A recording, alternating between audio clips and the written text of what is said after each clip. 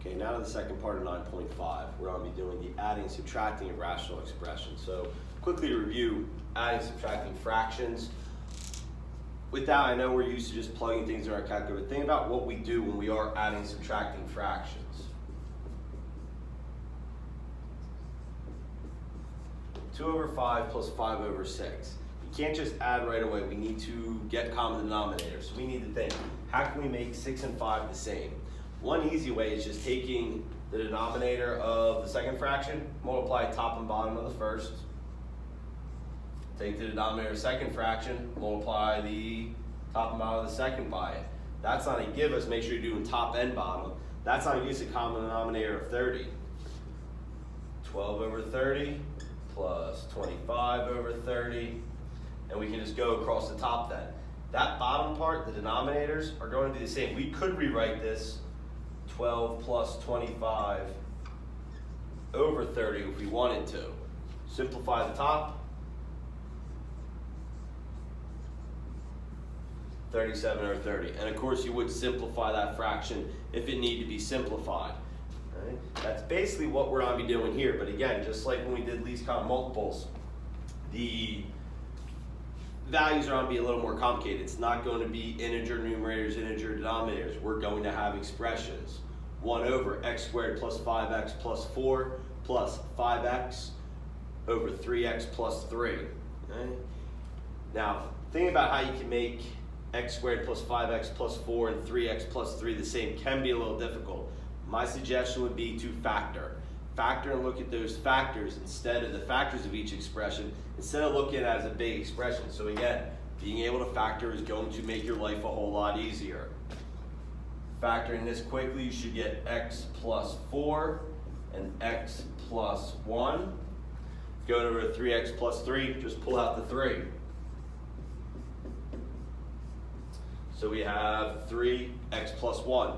Now what you need to think about is, what can I multiply, or what do I need on this side here, the left-hand fraction that's over there? So if you can see what the difference is, we have x plus 4, x plus 1. Over here we have 3x plus 1.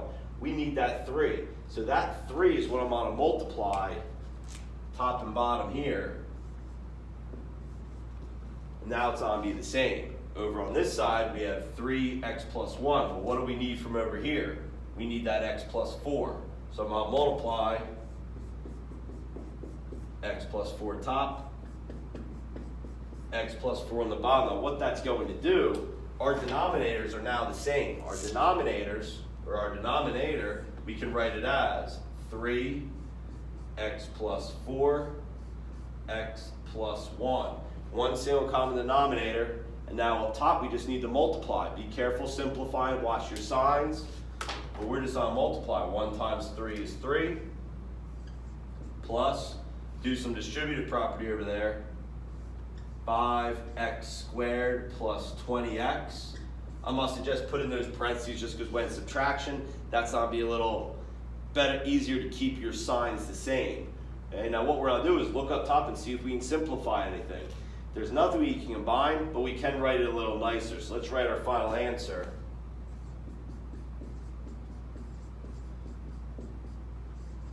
So in the numerator we have 5x squared plus 20x plus 3.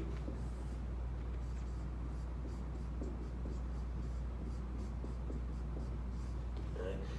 Now in the denominator we have 3x plus 4x plus 1. Now what I would tell you to do is to factor 5x squared plus 20x plus 3, see if anything can cancel out now.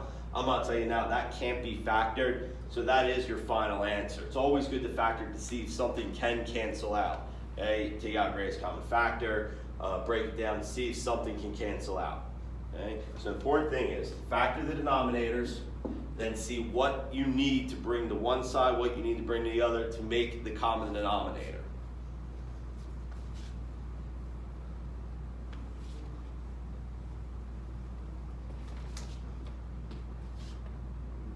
So here we have 7y over 5y squared minus 125 minus 4, 3y plus 15. So I'll start off the same way. Let's do some factoring. Take out a 5, And now we can factor that again, 5, y minus 5, y plus 5. So that's what we're going to be looking at there. Over here, take out a 3, we get y plus 5, okay? So, looking at the 3, y plus 5, what do we need to bring over here? We have the y plus 5, so let's just multiply by 3. Okay? Going the other way, well, we have the y plus 5, we need the 5 and the y minus 5, so we're going to multiply by both of those. Okay?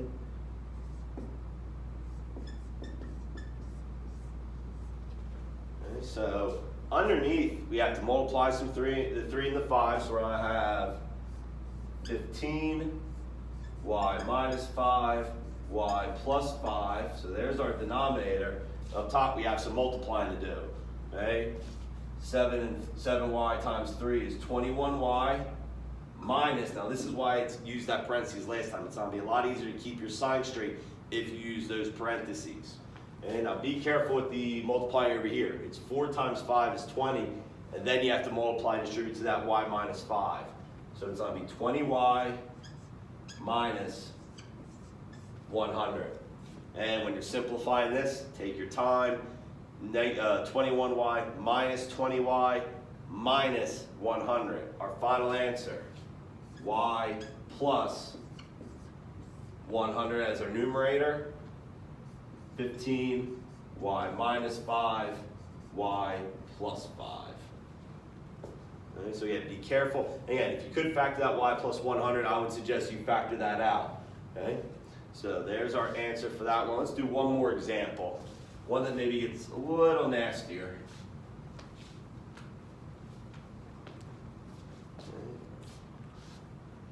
2x squared minus 25 plus 5x squared plus 7x plus 10.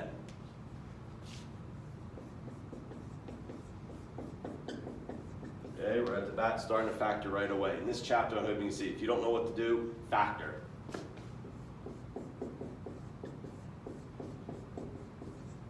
Okay, if you need to stop the video to see what I did, think about how to factor it, not a horrible idea. It's just taking the x squared minus 25 difference of squares. Over here is a trinomial. Okay, so looking at what we need, what we have to do. X plus 2, we need to bring that over here. We have the x plus 5s, we need the x plus 2s. Okay, going the other way, we need the x minus 5s.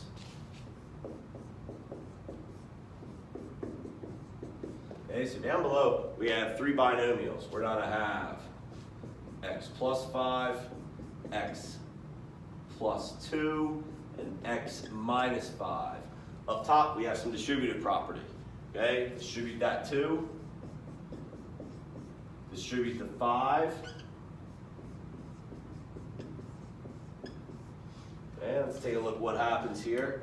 Okay, combining some like terms, we're going to have 7x minus 21. Rewrite our denominator.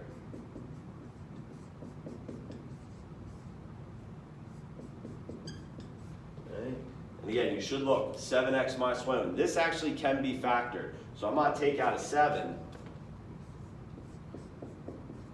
I'm going to say, okay, look at it. Before, I'm not going to disrupt this at all. Just do it to the side of your paper. Do it somewhere and see, okay, 7x minus 3. Can anything be simplified?